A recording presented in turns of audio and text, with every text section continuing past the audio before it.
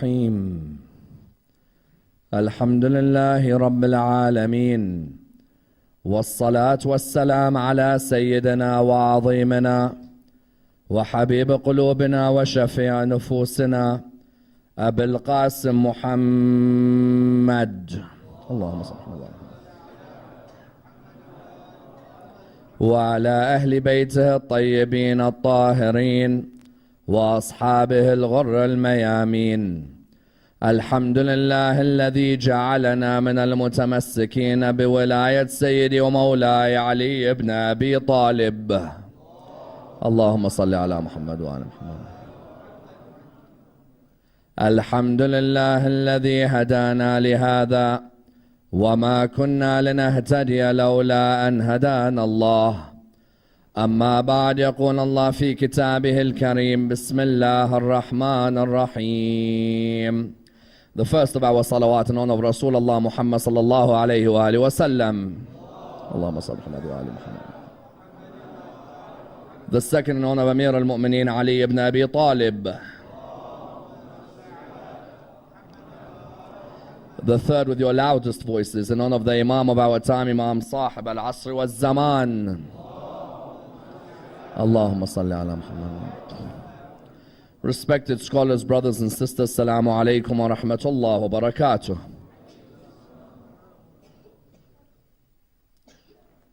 Is Bismillah ar-Rahman ar-Rahim part of the verses of the chapter of a Quran, or is it simply a divider between chapters? Is one of the most fundamental questions in Quranic sciences, and indeed a question that requires a thorough analysis, for the question has a broad spectrum of opinions between the scholars of jurisprudence and the history of Islam. You find that certain schools within the religion of Islam, when reciting Surah Al-Fatiha, or indeed the surah that follows it, will begin without Bismillah ar-Rahman ar-Rahim. There are many of us who have been to Umrah or Hajj, where the first thing we hear in the recital is Alhamdulillahi Rabbil Alameen.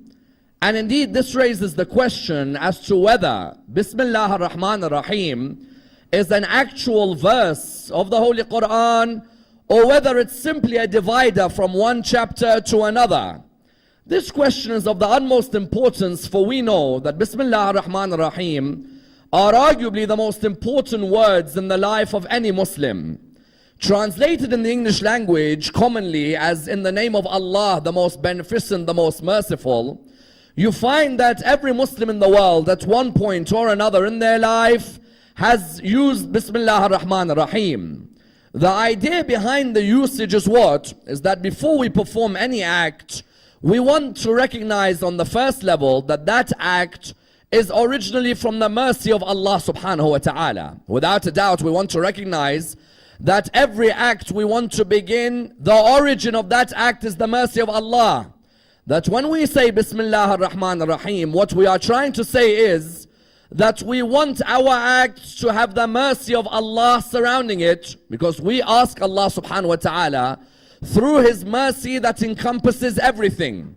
On the second level, we recognize that we want our act to be an act that is blessed, because whenever you begin any act, you want to make sure that that act is one which is blessed. That act is one where the blessing of Allah subhanahu wa ta'ala never stops. That's why you find in many of our traditions, an act that does not begin with Bismillah ar-Rahman ar-Rahim is an act that is severed. If I do wudu, I want to begin with Bismillah ar-Rahman ar-Rahim. If I perform salah, I want to begin with Bismillah ar-Rahman ar-Rahim. If I open a business, I want to begin with Bismillah ar-Rahman ar-Rahim. If I begin eating, I want to begin with Bismillah ar-Rahman ar-Rahim. If ever you want to know if a Muslim community is negligent of Allah's mercy, then look at how many times they utter Bismillah ar-Rahman ar-Rahim. When we begin to eat our meals without Bismillah, or opening a business without Bismillah, then know that we've begun to become negligent of Allah's bounties in our lives. There are some of us in our lives today where Bismillah is not important at all, as in there are some of us where when we begin any act, we've forgotten the act of Bismillah ar-Rahman ar-Rahim.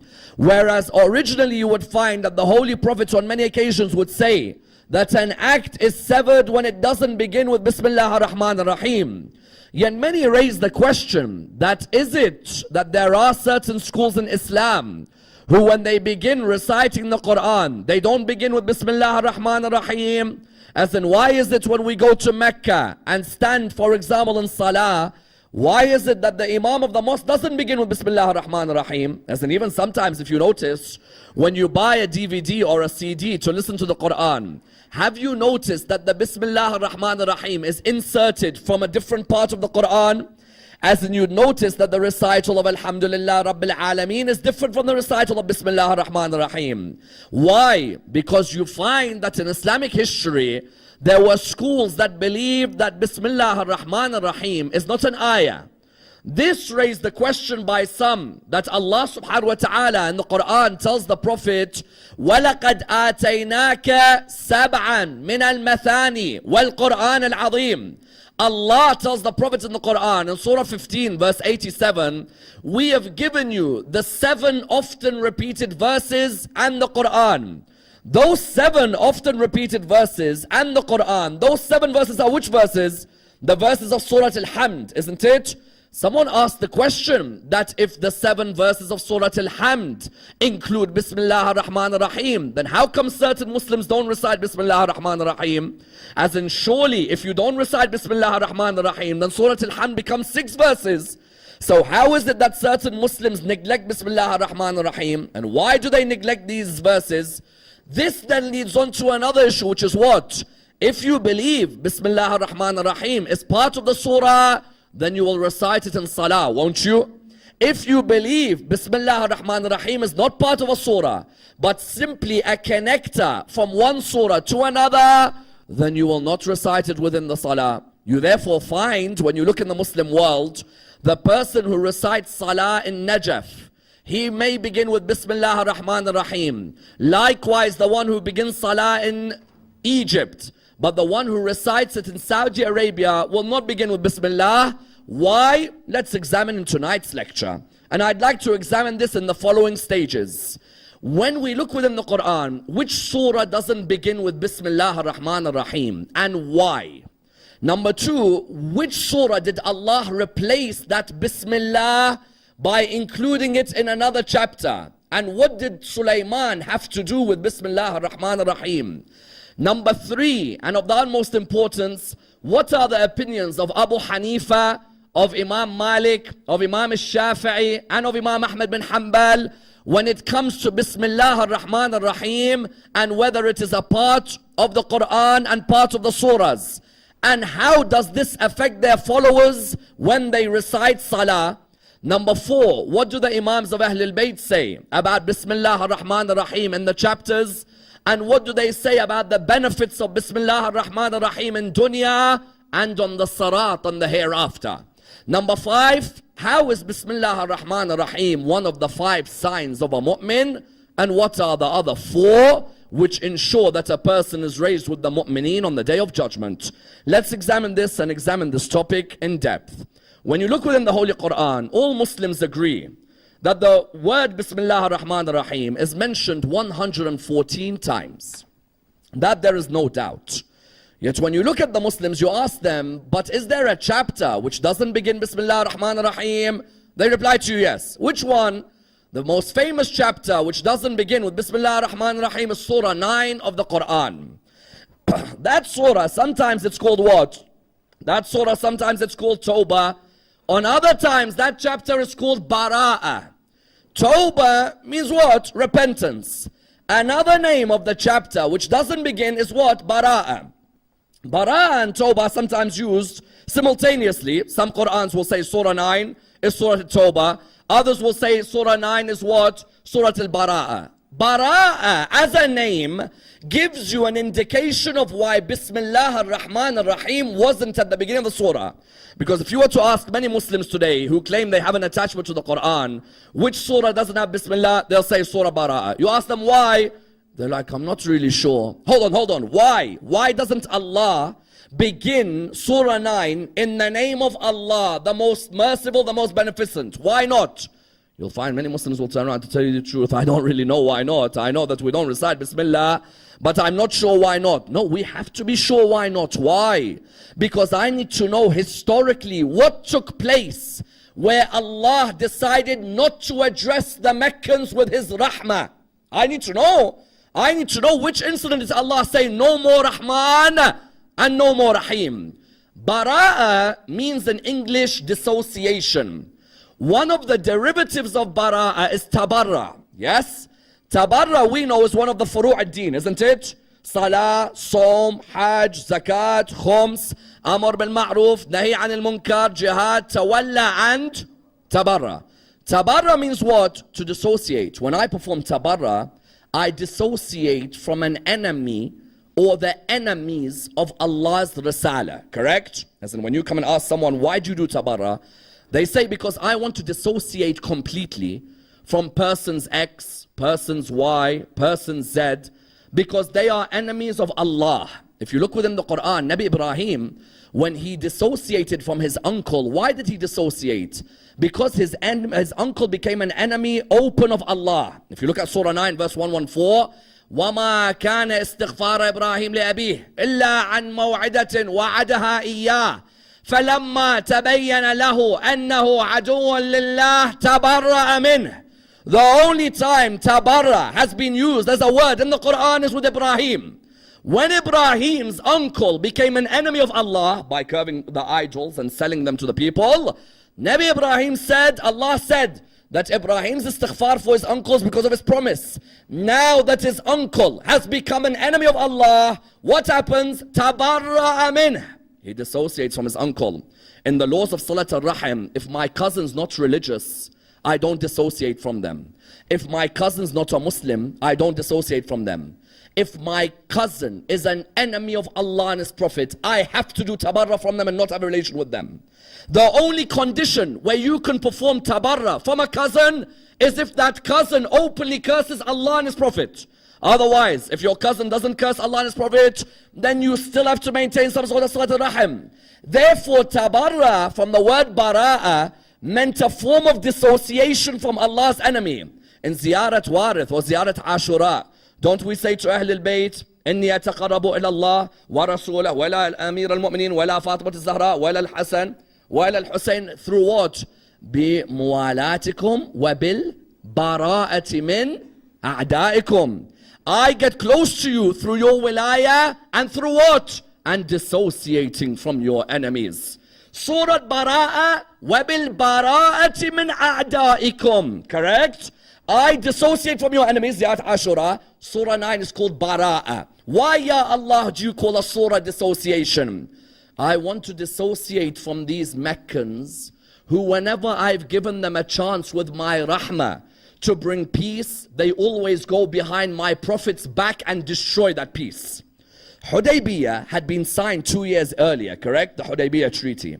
When the Hudaybiyah Treaty had been signed, that Hudaybiyah Treaty that had been signed, what was the intention of it? The intention was that the Meccans and the Prophet in Medina would stop fighting each other. They'd already had Badr, they'd already had Uhud. Rasulullah saw a dream that he should go towards Mecca. He had missed Mecca 6 years, he hasn't been to Mecca. He saw a dream that he should go with his companions towards Mecca. But Allah told him there'll be no fighting. The Quraysh were scared. They thought now Muhammad is not as weak as he used to be. Muhammad has thousands of people from Medina with him. They thought he's going to come and kill them. The Holy Prophet told his companions, we're not fighting anyone today. Some of his companions looked at him and said, but they used to kill us. He said, no, today we go in the name of peace. To the extent one companion said, today I doubt this man's prophethood. No need to mention names. So what happened was, he clearly said that we're going to go in peace. When they said that we're going to go in peace, Rasulullah signed the Hudaybiyah Treaty. The Hudaybiyah Treaty, when he signed it, what was the intention? On the signature it said, no Muslim will attack a Quraysh, and no Quraysh will attack a Muslim for a period of 10 years, correct? That you're meant to honor. Imagine two countries today, Kenya and Tanzania, for example, come together. They say that we'll make a treaty with each other, that no Kenyan will kill a Tanzanian, and no Tanzanian will kill a Kenyan, and there'll be a 10-year treaty between us. Rasulullah knew this would be a good treaty. Why? The relations would improve, there'd be peace. Those companions in Medina whose family thought that they are bad by joining Islam will be able to meet their families again. The misconceptions will be removed. Couple of years after this treaty, on a dark night, the Banu Bakr of Quraysh attacked the Banu Khuza'a Muslims and slaughtered them. When they slaughtered them, the Holy Prophet had said, we had made a treaty, Hudaybiyah. The Hudaybiyah treaty, the intention was what? That we're going to honor each other. There'll be a rahmah between each other. We're going to protect each other's rights. What did they do? In a dark night, they massacred a lot of Muslims. Allah subhanahu wa ta'ala said, no more rahmah. Normally, when I give a risala, I make sure that that risala begins with Bismillah ar-Rahman ar-Rahim, correct? On this occasion, no way. And who gave them that risala? Imam Amir al-Mu'mineen salawatullah wa salamu alayhi. Allahumma salli ala Muhammad wa ali Muhammad. Rasulullah had sent Abu Bakr originally with 300 people to perform the minor rites of the pilgrimage, yes? When he sent Abu Bakr, a day after he sent him, Allah revealed to him, Surah Al-Bara'ah is to be revealed to the Meccans. Either you go or someone who is yourself has to go. Abu Bakr had already left, because sometimes people come and ask me, what, did Rasulullah tell Abu Bakr to reveal it? Then Allah told him to change it? No. Abu Bakr had left. Rasulullah called Imam Ali, said, Ali, come to me. These are the verses of Surah Al-Bara'ah. You go, stand in front of the Kaaba. And I tell you, this would haunt Ali ibn Abi Talib later at Jamal and Siffin. You know, sometimes when you take out your hatred, you take it out because you remember a young man at the age of 30 telling you what to do. It kills a human being sometimes. You find that what happened was, Imam Ali ibn Abi Talib went. Rasulullah said to him, there is no Bismillah ar-Rahman ar-Rahim when you talk to them. You begin, Bara'atum min Allahi wa Rasulihi ila alladhina ahadtum min al-mushrikeen. You begin by saying what? Not in the name of Allah, the most beneficent, the most merciful. Which mercy? Every time we sign a treaty, you break the treaty. No more rahmah. There is no more to come to you. Rather what? Those of you who've broken the treaty. Not everyone. CNN and Fox News, they play a very clever game with the first 6 ayahs of Surah 9. Because you know the first 6 ayahs of Surah 9 are vicious verses. Vicious. You know when you see a verse begin, when the holy months have passed, kill the disbelievers wherever you see them and surround them and corner them. And then I go to my friend at work, I'm like, Islam is a religion of peace. Which peace? He'll turn around to me and say, Ya Habibi, which peace? Your Quran in verse 5 of Surah 9 says, kill the disbelievers wherever you see them. If I don't have knowledge of these ayahs, I will be destroyed in a debate. But when I have the knowledge that Rasulullah had made peace treaty with the opposition, they broke it, then what? Then the verse which CNN and Fox News uses, you know what it says? Give them 4 months. Yes? You don't come and attack them straight away. Give them 4 months to at least say we are wrong, we were wrong, we're asking for forgiveness. Rasulullah doesn't just go straight away and tell Ali ibn Abi Talib, wherever you find them, hit them. No. Firstly, those who've broken the treaty, give them 4 months. Secondly, those of the Quraysh who haven't broken the treaty, those of the Quraysh, don't hurt them, because there may be disbelievers in Quraysh who haven't done anything wrong. Just because someone's in Quraysh, if they haven't attacked anyone, don't go and hurt them. Fox News never shows verse 4. It never shows that those who haven't broken the treaty, let them go. It always shows verse 5. The Quran is a vile book. It says kill the disbelievers wherever you see them. No. The Quran said in verse 4, those who haven't broken our treaty, leave them. Then in verse 5, the Quran says, give those who have broken the treaty 4 months. I tell you, what mercy do you want than being told, even though you've just massacred everyone, 4 months to think about what you've done. Ali ibn Abi Talib announced those ayahs at Mecca in front of all the Quraysh. Oh Quraysh, hear me. I am Ali, son of Abu Talib, and I come with a revelation from the Lord. And I wonder if Ali ibn Abi Talib wasn't too young to give the revelation of the Quran, so he was too young to lead the Muslim Ummah when Rasulullah died.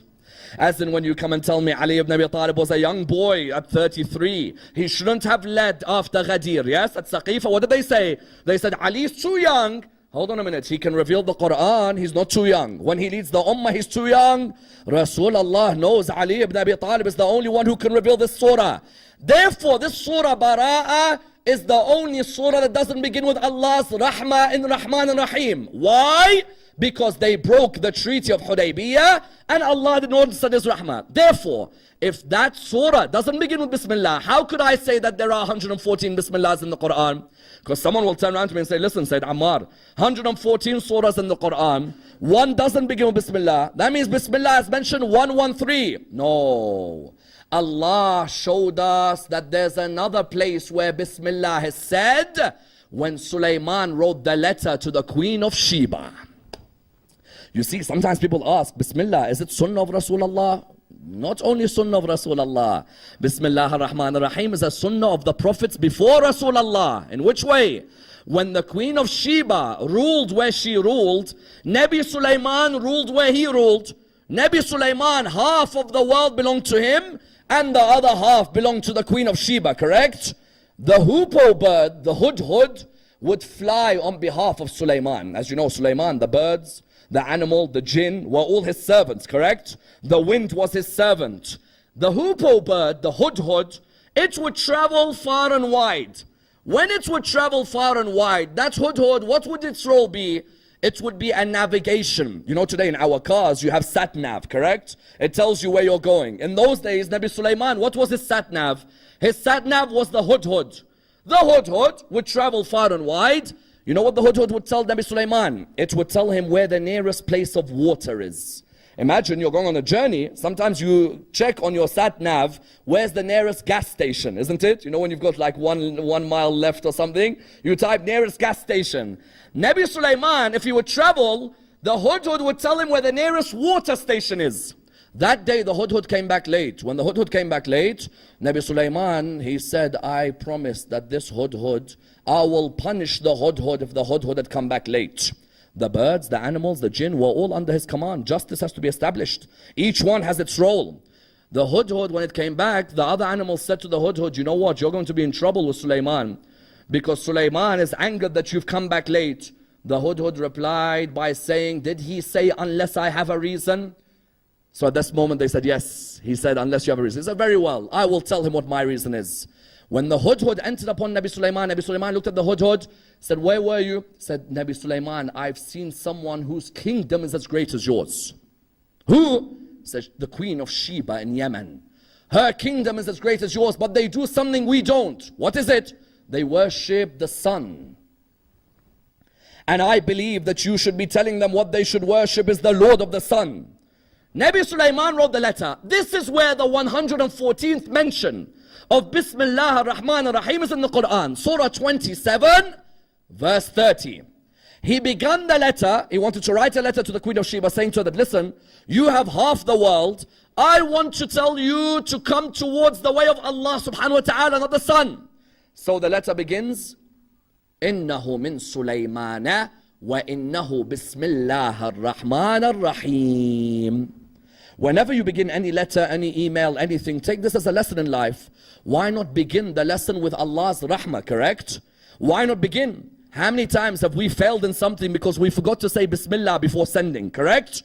Or we forgot to say Bismillah before signing, and then later we regret. Why neglect Allah's rahmah? He began the letter, إِنَّهُ مِن سُلَيْمَانَ وَإِنَّهُ بِسْمِ اللَّهِ الرَّحْمَنِ الرَّحِيمِ. When he began the letter, he said to her, come towards the way of the Lord. She read the letter. She said, it's an honorable letter. It really is.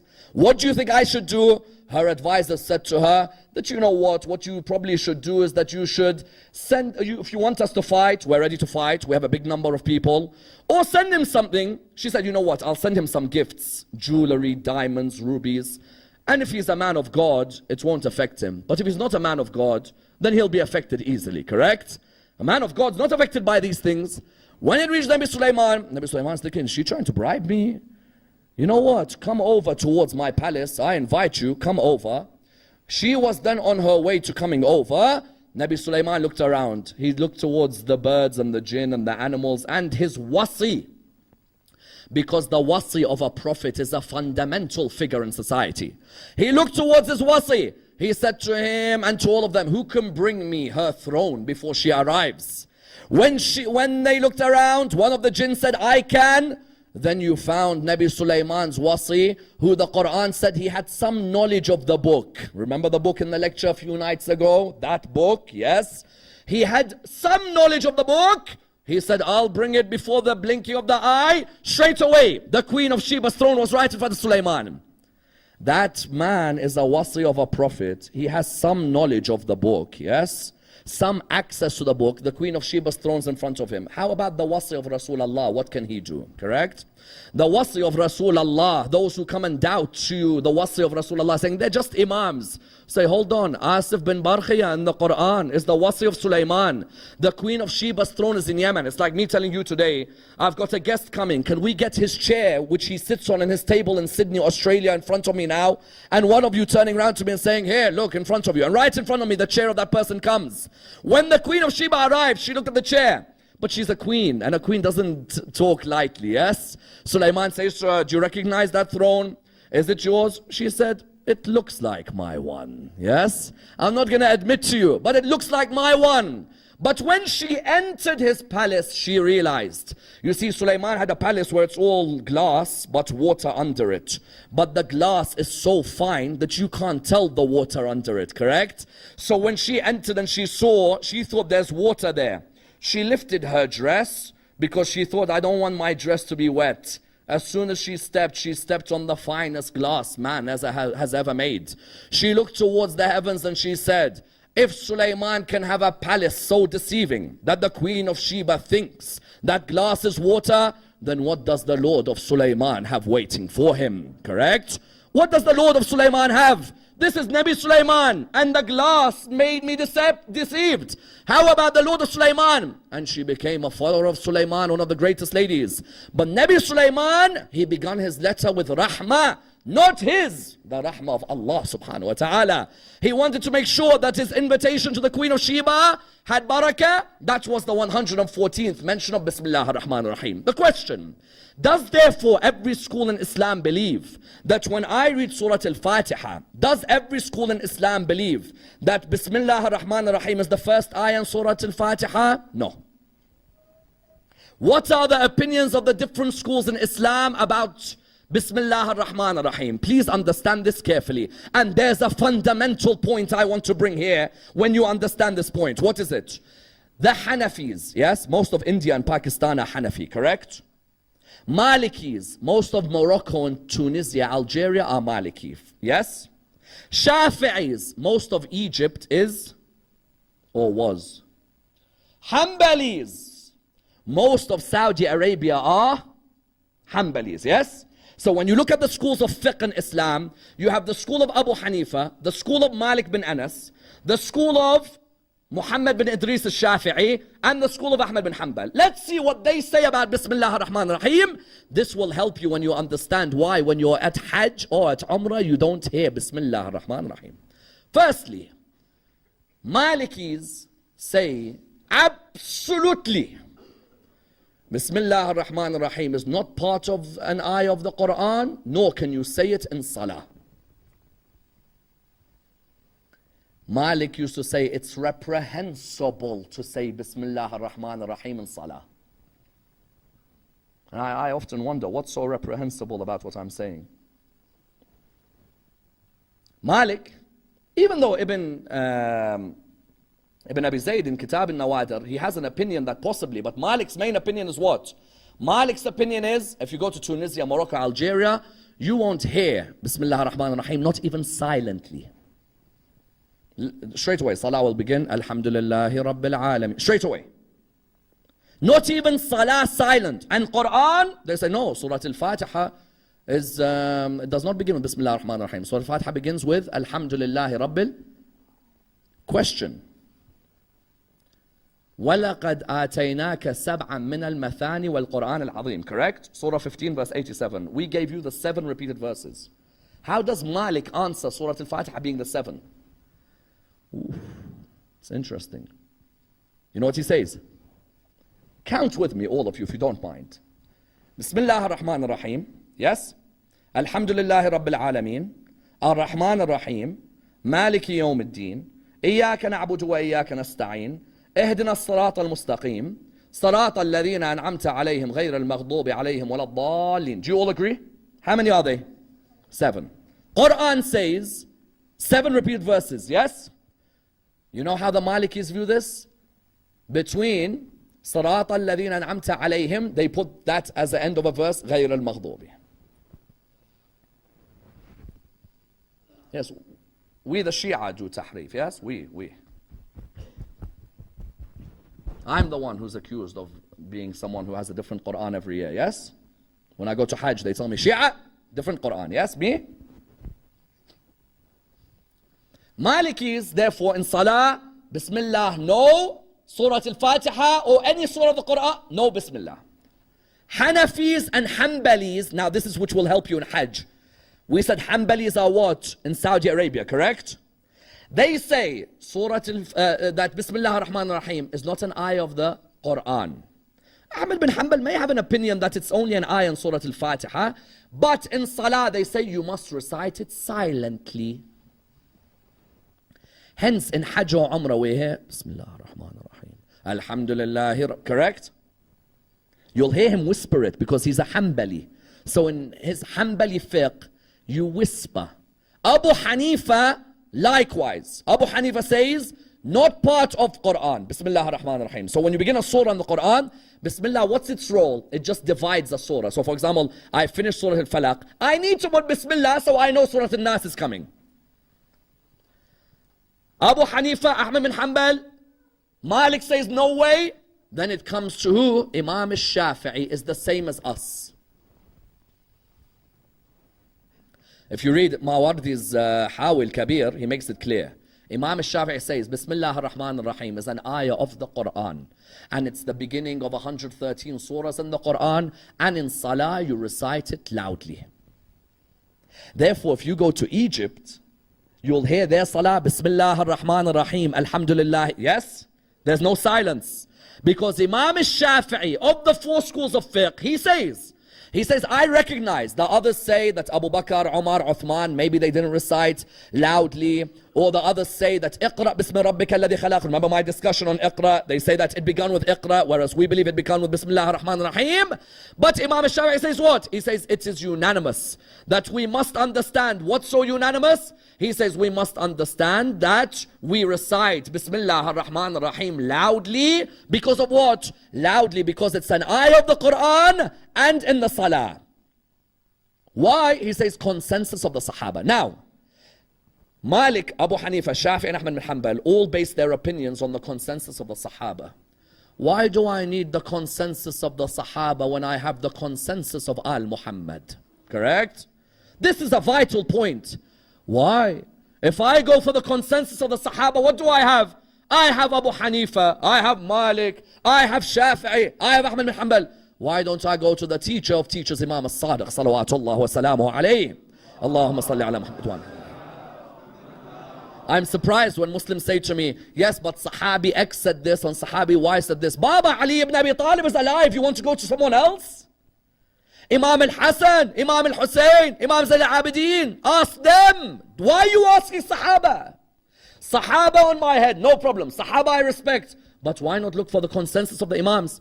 Shaykh al-Tusi, within the Nihaya or within the Khilaf, he examines the opinions of all the schools in Islam, and he has a brilliant section where he examines Abu Hanifa's opinion versus Karhi. He completely examines Malik. He examines Ahmad bin Hanbal. Then he comes to our conclusion. He says in the school of Ahl al-Bayt, we say the Quran says, وَلَقَدْ آتَيْنَاكَ what? وَلَقَدْ آتَيْنَاكَ سَبْعًا مِنَ الْمَثَانِي. Surah Al-Fatiha, 7 verses. The first verse is Bismillah ar-Rahman ar-Rahim. That means Bismillah ar-Rahman ar-Rahim is the first verse of every surah in the Quran, except which one? Except Surah Al-Bara'ah or Surah Al-Tawbah. How about reciting loudly? As you know, my dear brothers and sisters, and this is a piece of advice I want to give to everyone because I witnessed this in many places. Salat al-Maghrib, Salat al-Isha. Please everyone listen to this carefully.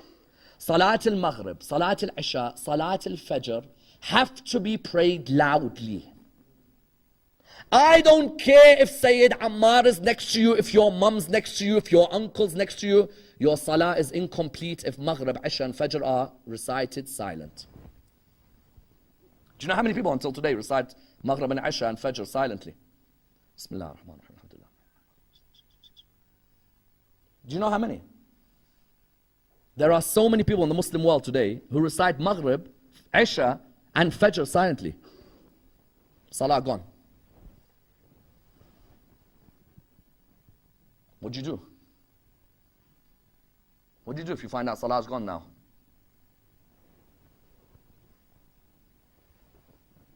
Followers of Ahlul Bayt. Dhuhr and Asr are the only two you can pray silent. Whisper, yes? The others, Salah is void if they are silent. Someone says, hold on a minute, hold on. I pray Maghrib every day silently. Between you and your Lord now. Yani inshallah there is a way out from it. These are basics in Salah. These are things which a person should know 9, 10 years old. Yet you'll still go to places where everybody prays Maghrib, Isha. He'll be in the corner because the friends are all here maybe. Prays in the corner, silent. Salat al-Maghrib, you begin Bismillah ar-Rahman ar-Rahim, has to be loud. Yes? Salat al-Dhuhr, mustahab to say Bismillah silent. But there is an option of saying loud. Sometimes, if you lead Salat al-Dhuhr Jama'ah, there's the option of saying Bismillah loud so everyone knows to follow, yes? But otherwise, Dhuhr and Asr, everything silent. Maghrib, Isha, Fajr, loud. If your friend's next to you and you're embarrassed saying loud, talking loud, your embarrassment, save it for the Day of Judgment, not here. Loud. And if you're scared to say Maghrib loud, there's a problem when you can't pronounce the Quran at that age. Maghrib loud, Fajr loud, Isha loud. Bismillah ar-Rahman ar-Rahim in the school of Ahlul Bayt is what? It's recognized that when you recite it, it's part of the beginning, yes, first ayah of the surah, and it's to be recited loudly. Why did the Ahlul Bayt focus on this so much? The Ahlul Bayt focus because there are so many traditions from them about the barakah of Bismillah ar-Rahman ar-Rahim with an act. Nabi Isa, one day he narrates, he says that he was walking in a graveyard, he ran past one particular grave. When he ran past it, Sahaba looked at him, they said to him, Nabi Isa, we just saw you run past that grave. They went the following year, one of the companions says, I went with Nabi Isa, this time he walked past the same grave. I say to him, O Prophet of Allah, last year you ran past that grave. This year you walked. He said, last year that person was being punished by Allah subhanahu wa ta'ala. But this year his child recited Bismillah ar-Rahman ar-Rahim. Allah removed the punishment from the grave from him. Further than that, the Holy Prophet says on the Sarat, pull a Sarat on the Day of Judgment. The Holy Prophet says that when a person says Bismillah ar-Rahman ar-Rahim, on that day even, Jahannam will cry out, do not say those words for you are even drying up my fire. That if a person says Bismillah ar-Rahman ar-Rahim, when he's on his way towards Jahannam, he'll turn around and he'll say, Ya Allah, are you putting me in Jahannam when I said Bismillah ar-Rahman ar-Rahim? And Allah will say, did my servant call me Rahman? And did my servant call me Rahim? The servant will say, yes, do not let him touch the fire of hell, for he called me ar-Rahman and ar-Rahim. All of these traditions. And Bismillah ar-Rahman ar-Rahim, you think what? Physically it just has an effect that I just recite before I eat food? Spiritually, Bismillah ar-Rahman ar-Rahim can literally allow you to walk on water if you want as well. I tell you, it can allow you to walk on water. Sharif al-Murtada says he had a student who used to come to class late every day. Imagine the Hawza was here, there's a small lake, that student has to cross with the boat to the Hawza. Sharif al-Murtada says every day this person used to come late. When he walked into my class one day late, I said to him, why are you always late? He said, you know what, it's hard getting across with the boat and finally getting to you. Sharif al-Murtada said, okay, come to me at the end of the class. He came to him at the end of the class. Sharif al-Murtada looked at him. He said, you see this piece of paper? He said, yes. He said, keep this piece of paper. Never open it. Just keep it in your hands. And when tomorrow you're coming to class, just hold that paper, have yaqeen in what's in that paper, and you'll walk across the water. He said, what? He said, walk. He said, what do you mean walk? He said, no, literally, just walk across. Person said, next day I came towards that river, I'm thinking, shall I jump in? I've got all my bags with me, everything's going to be wet, shall I jump in? He's like, I put the first step, I had yaqeen, whatever Sharif al-Murtada gives, I have yaqeen. He said, I took that first step, I was comfortable. Second, third, you know what, I can't believe this. It's not just Nabi Isa alayhi salam who was walking. I'm now walking. He got to the class, Sharif al-Murtada said, how's everything? He said to him, alhamdulillah, very well. He said, you got across safe? He said, yes, safe. Second day again, he's walking across water. Third day, walking across water. Fourth day, he said, you know what is in this paper that's making me walk across? Sharif al-Murtada said to him, don't open the piece of paper. Just have yaqeen. No, let me check the paper. You open it. Bismillah ar-Rahman ar-Rahim. That's it. I thought he's given me some dua. Bayhaqi in his Sunan has a line from the Prophet where he says, Shaitan is the one who caused people to take Bismillah out of the Quran. He wanted people not to recite Allah is Rahman and Allah is Rahim because he feels Allah didn't show him that with Adam. He looks at Bismillah. Easy. I'll walk to the water tomorrow and I'll say Bismillah and I'll cross. He got to the water. First step, straight in. He gets to class, his clothes are all wet. And Sharif al-Murtada looks at him and says, how comes the clothes are wet? He says, oh, nothing. He said, I told you, don't open the piece of paper. Had you known the power of Bismillah ar-Rahman ar-Rahim, the veils between you and Allah are removed. That's how powerful those words are. Therefore, Ahlul Bayt wanted to stress to us that Bismillah ar-Rahman ar-Rahim at the beginning of an ayah, in your salah, loud, let the whole world hear Allah's rahmah encompass everything. Correct? Allahumma inni as'aluka bi rahmatika allati wasi'at kulla shay. Allah's rahmah encompasses everything. But then Imam al-Askari says the first sign of a mu'min is that he always says Bismillah ar-Rahman ar-Rahim at the beginning of everything. The second sign of a mu'min, according to Imam al-Askari, is what? That he always wears a ring on his right hand. Correct? On his right hand. Why? There are some of us sitting in this hall today. If you look at their right hand, there's no Fayruza, there's no Durr al-Najaf. You look, there is no Aqiq. And you ask yourself why? Ahlul Bayt say you want to be protected from the evil eye, wear this. You want an increase in your memory, wear this. You want to be protected from a trial, wear this. Instead we walk around without the door, which could help our memory, without the Fayruza, which blocks the evil eye, without the Aqiq, which will stop a trial from affecting me in my life. Ahlul Bayt would say the sign of a mu'min, the second sign after saying Bismillah ar-Rahman ar-Rahim, is that they wear one of the holy rings on their right hand. For those of you who always complain about hasad on the people's eyes, wear a ring on your right hand. Every day, just wear it and you will see. And sometimes you may see a crack in that ring. Know that there was one major evil eye that hit you. But that ring had protected. And someone says, what do you mean rings? Rings can really protect? Go on the internet today, type aura stones. There are websites dedicated to the Aqiq. And we had the Aqiq at home. There are websites dedicated to the Fayruz, the turquoise stone. No, we have Fayruzes at home. There are websites dedicated to the Durr al-Najaf. And we have the Durr al-Najaf. The Western world talks of the aura of a stone. We had the aura of the stones from the Imams of Al-Muhammad. Even the Chinese black stone. Imam Ali, when he used to go to war, he would wear the Chinese black Hadid al-Sin. Why? Because if you're the type who's nervous in public, wear it. Cements your character when you are about to give a speech or when you're about to enter an important meeting or interview. Don't walk around with these rings, platinum, eyes, diamond, bling bling, whatever they call this rubbish today. And all of this stuff which doesn't help the human being in any way. Wear ruby, wear emerald, zumurrud. These are all rings from the Imams of Ahlul Bayt. The Imams of Ahlul Bayt used to wear these rings wherever they'd go. That's the second sign. The third sign is the one who recites 51 ruk'ahs a day. May Allah allow us to be of those who recite 51. Honestly, we're just about doing 17 properly at the moment. Insha'Allah, you make an effort with Salat al-Layl in this month. Even if you just do Salat al-Watr, forget Shaf, forget the others. Just Watr, one ruk'ah, just before you go to sleep or just before Fajr in this holy month. Try and work on your Salat al-Layl. Then you have the signs, the marks of sujood are on their forehead. Yes, the fourth sign of the mu'mineen, the fourth signs of the followers of Ahlul Bayt. You'll see the marks of sujood on their forehead. It doesn't mean, of course, you pick up a more today and smash it on the forehead. No. Inshallah, that will come with time. And the fifth sign is the ziyarat al-arba'een of Imam al-Hussein alayhi salam. Without a doubt. Those of you who are honored to visit Abu Abdullah on his 40th. Those of you who are allowed to go and walk those steps towards the holy land of Karbala.